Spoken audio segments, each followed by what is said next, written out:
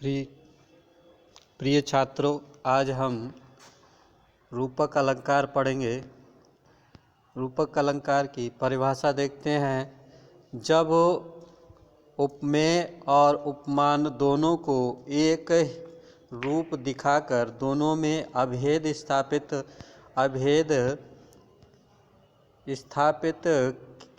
कर दिया जाए तब रूपक अलंकार होता है। तात्पर्य यह है कि रूपक में उपमेय और उपमान दोनों की सत्ता होती है, किंतु सदृश इतना दिखाया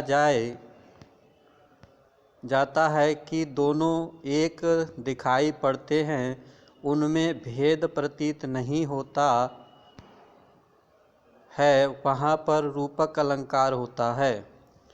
उदाहरण देखते हैं। तेरे नैन कमल बिनु जल के, यहाँ नैन और कमल में अभेद स्थापित किया गया है। उदाहरण अगला है। राम कथा सुंदर करतारी, संशय विहग उड़ावनहारी। यहाँ राम कथा और करतारी में तथा संशय और विहग में अभेद स्थापित किया गया है। अगला उदाहरण है। शत्रु भी यूं मग्न जिसके शौर्य पर पारावार में, यहाँ शौर्य और पारावार में भेद स्थापित किया गया है। रूपक के मुख्य दो भेद होते हैं, सांग रूपक और निरंग रूपक। जिस रूपक में उपमेय के अंगों अथवा अवयवों पर उपमान के अंगों अथवा अवयव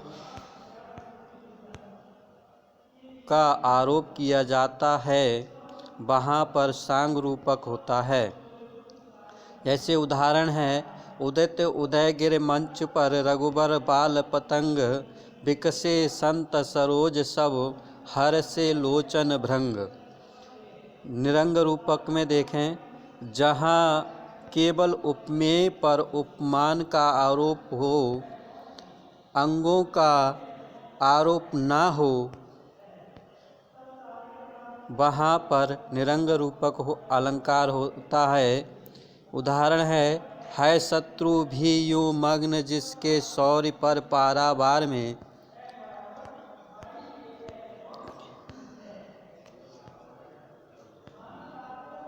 अगला है पारंपरिक रूपक। जिस रूपक में एक आरोप दूसरे आरोप का कारण हो, वहाँ पर पारंपरिक रूपक होता है। जैसे महिमा मृगी कौन सुकृत की, खल बच विशिख न बाँची।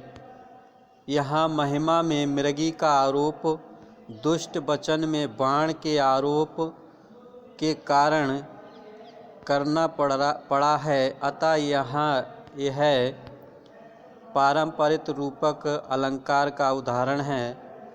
उपमा तथा रूपक में अंतर।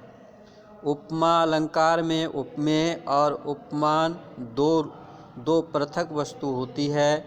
दोनों में किसी साधारण धर्म के आधार पर समानता दिखाई पड़ती है। जैसे विदग्ध होने के कण धूल राशि का तपे हुए लौह कणों का समान था,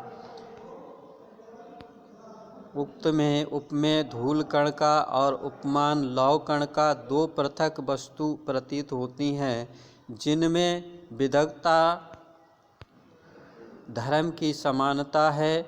रूपक में उपमेय में उपमान का आरोप कर दोनों में अभेद कर दिया जाता है, अतः